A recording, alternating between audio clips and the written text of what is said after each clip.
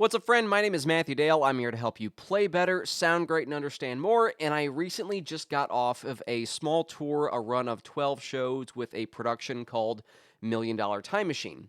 And the idea of this show is we have a band from the future that comes into the present and plays with a bunch of artists from the past. So it's kind of half concert, it's half, theater-like show. And I operated as the guitar player and the music director. So when I was formulating how I'm going to do this job, it was in my best interest to have the Axe Effects do everything, basically. Control the entire show from the Axe Effects. Here you see our show tracks that we go along with our set list. This is where our clicks, our cues, all of the stuff. I'll go through all that stuff. I also use the DAW to send information back to my Axe Effects to change presets and scenes and other parameters. And then we also use the computer to sync with our lights and our video wall. Everything had to be synced and regimented, same night after night after night after night.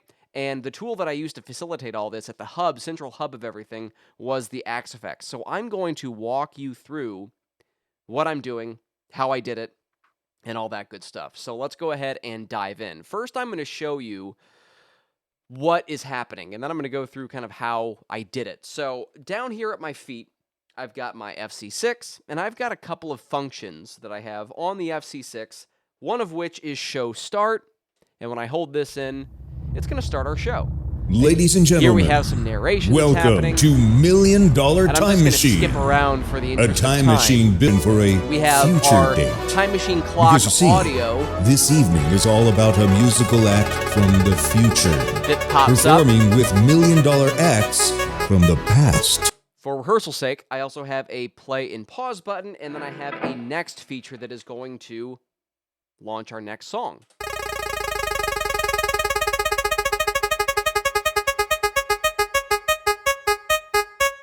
Here comes the click track. Shot to the heart, and you're too late, darling, you need love. Intro, 2, 3, 4.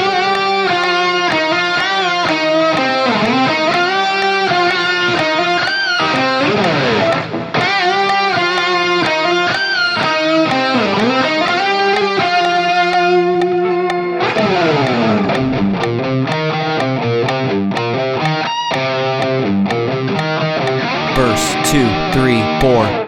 Now, hit pause on this. The keen-eared among you would probably notice the level drop in the, and no more delay, on my rhythm tone. And that's because I use the DAW to communicate to the Axe Effects to tell me to change to my rhythm scene as opposed to my lead scene that sounded like this.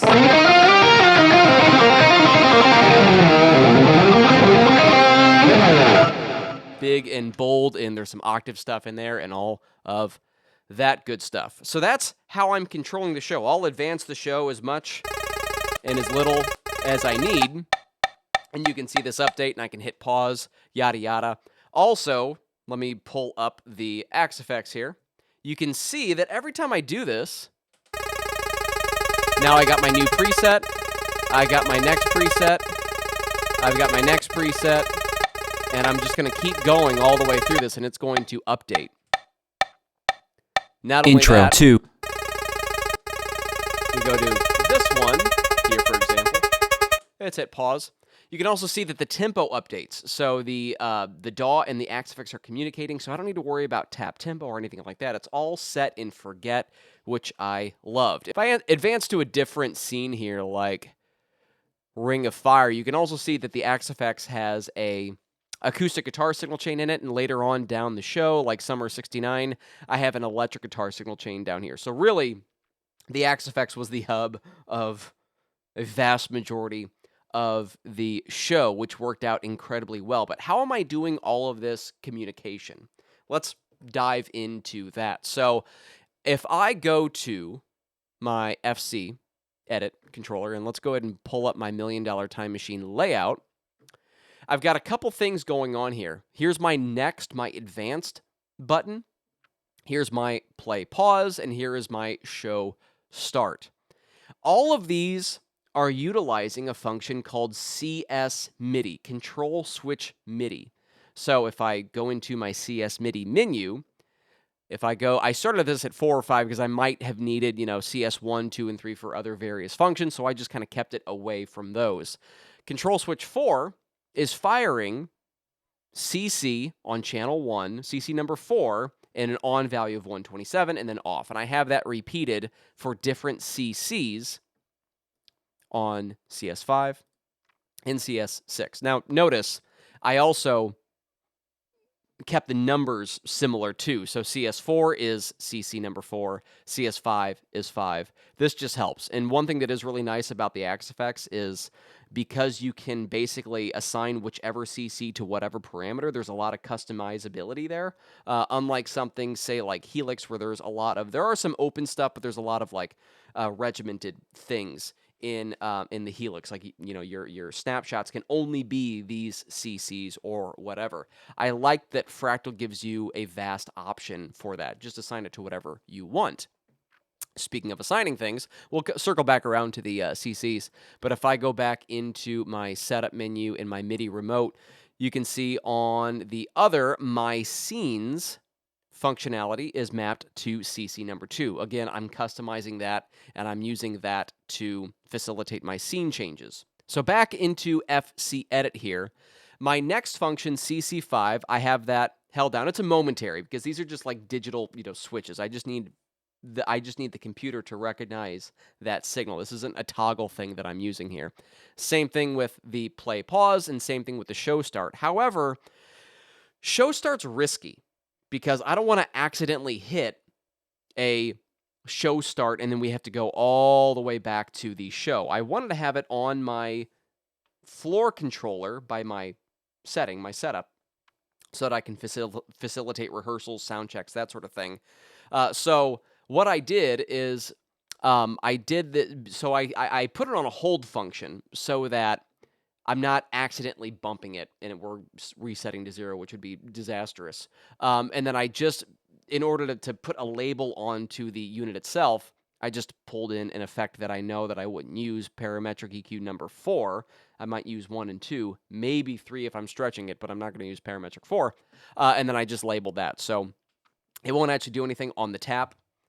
Like, it's just going to do nothing. And then when I hold it, it activates the control switch to go to show start, as we see here. Ladies and gentlemen, play pause is a little less risky because I can always, keep it going, although things might be out of sync there as well. But I kept it away. There's not much going on in this layout. I've got next right in the center on the lower half of the FC6 controller, and then that one's up there, really, again, just to facilitate rehearsals and sound checks. On my other view, I have my tuner, and then I also have 3 scenes. I'm really only using about 3 scenes per song here. I need like a rhythm and a lead probably, or maybe like a clean and a rhythm, or a clean, a rhythm, and a lead, something like that. So I don't need many scenes for this. And then I also have preset advancement if I need to, again, go through different presets. This is kind of like my emergency and my tunings view here. So as we were playing and we would end a song, audience would be clapping, I would advance the show. The show would go on with the next Time Machine audio, and then we would play from there.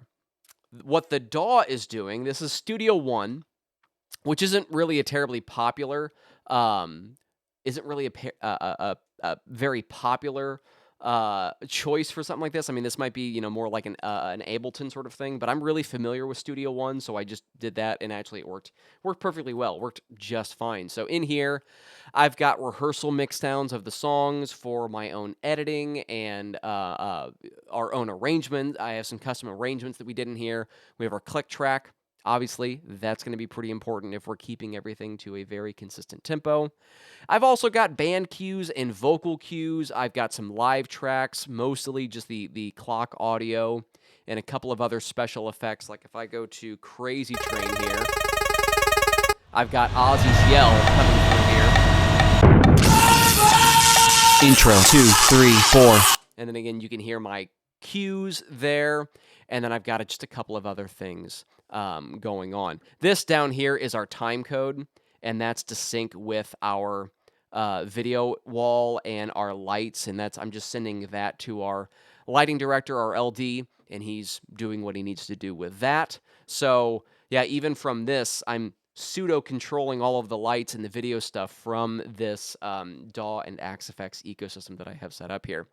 If I take a look at this AxeFX specific track here that I have, this is where all of my automation is. So anything in green, it's always good to color coordinate this stuff if ever you're doing something like this. On this preset, if I go into the edit part of this and we take a look, I have a program change, a patch change, and then I also have a bank so that I'm selecting the proper bank because MIDI only operates from 0 to 127. You need to select a different bank, and then you can get access to your next presets. So if I am on a completely different preset, let me go back over to the AxeFX. Let me just go into something else, and now go ahead and watch and see what happens on this. So I'm going to hit play, and it's going to automatically update along with my tempo. You can see the tempo down here in the DAW is 136, and the tempo now in the AxeFX is 136 as well.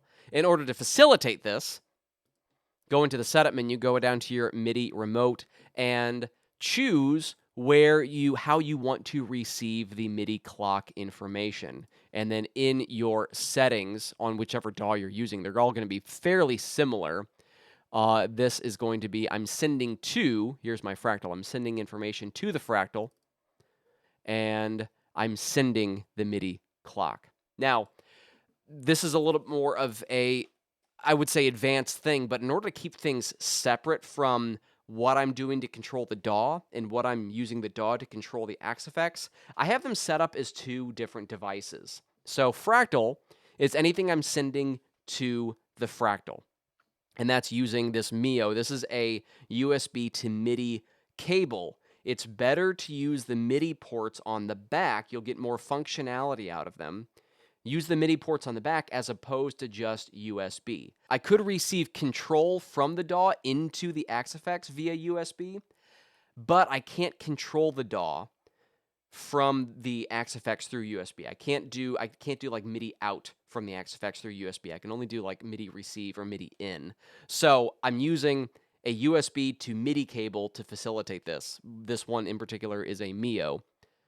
And then on the other side of things, MIDI to USB, this is where I am receiving the information. So the AxeFX is sending information into the DAW, and it's being received, and that's how I'm advancing the show. As we advance through the song here, I'll show you. So now I've got this other scene change right here. Again, color-coded it. This is purple. Usually I use like purple for the leads. As I go through, I'll hit play on this. You can watch the AxeFX update. Solo 2, 3, 4. And there's my greasy lead with all of my juicy lead tone.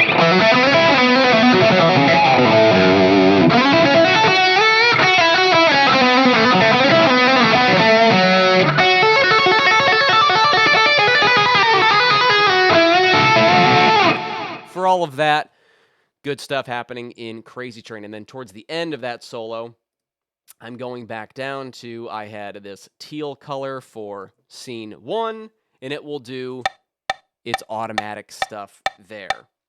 At some point, on some level, this is like, almost like cheat codes, and not necessarily in a good way. However, when you're doing the same show at the same pace, and it's going to be the same night after night after night after night, doing stuff like this is really, really, really nice because now I could walk out to my solo, not have to worry about hitting a switch for my solo boost. It's happening automatically. I can just walk out towards the audience, go downstage, towards the audience, start playing my solo, and things are nice and fine and good. I would not do stuff like this for your average cover band gig or something like that. It's way too involved.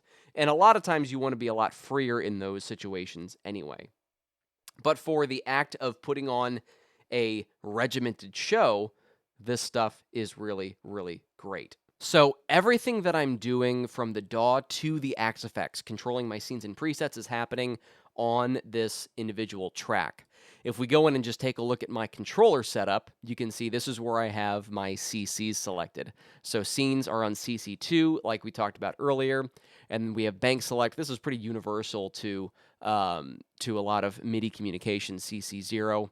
And then the program change operates off of its own sort of compliance. So what about all of these stuff that I'm sending from the Axe-Fx to the DAW for my control, the show start control, my next song control, and my play pause? I'm going to go over here to my MIDI to USB, and I took off my play pause so you can kind of see how this goes. Now, I've already got the CC MIDI set up, and I've got that play pause button already assigned on the Axe-Fx.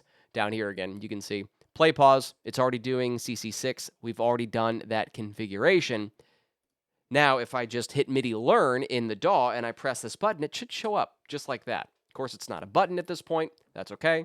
We can tell it to be a button, like a press release or even an on-off. Doesn't really matter for this sake. Then I'm going to want to assign a control in the DAW for when I press this virtual button. So let's go ahead and assign it. I'm doing something called toggle play. And you can search all of the, or is it toggle start? I think it's toggle start. That's the one. You can search for basically any parameter in your DAW here and control any parameter with it. In the show start and in the next song, I'm using macros, which are just basically multiple commands assigned to one individual macro command, and that's how I'm facilitating move the transport to the start and hit play. Next song would be advance to the next section and hit play, and yada yada yada. This one's simple. It's just toggle start, and now when I hit this, it's going to go ahead and operate the way that we want it. So just a quick recap on everything that I was utilizing the Axe-Fx 3 to do. Yes, it was absolutely my guitar tones. Did a great job, phenomenal job at that. Stereo to front of house, lovely. It also took care of the acoustic guitar and the second electric guitar tones. I was also controlling the advancement of the show and all of our I wouldn't say backing tracks, but our click and cue tracks, because that's what we mostly use. We controlled that. I controlled that from the Axe-Fx. It also sent SMPTE timecode from the DAW to the lighting director, and then we also use the DAW to come back into the Axe-Fx to control my presets and my scene switching. That is a lot of functionality that we are getting out of this ecosystem. It's not the right move for every single situation. Don't misunderstand me here. I'm not saying for every single one of your projects you should do something like this. However, if you're performing a show and maybe you're acting as the music director like me and you're a little bit of a control freak and you want to control all of these things and understand how all of these things are interacting and communicating with one another yourself, this might be a really, really, really good tool to utilize. If you want to learn more about this, because obviously this is an incredibly deep conversation. This is a very, very deep topic when we get into MIDI and then the functionality. If you want to understand your Axe-Fx and be able to do this stuff at this level, you should really check out my course, Fractal Fundamentals. I go into stuff like this in my MIDI section, and you can do this, set this up for yourself. Thanks for hanging with me today. My name is Matthew Dale. I'm here to help you play better, sound great, and understand more, and I will see you next time.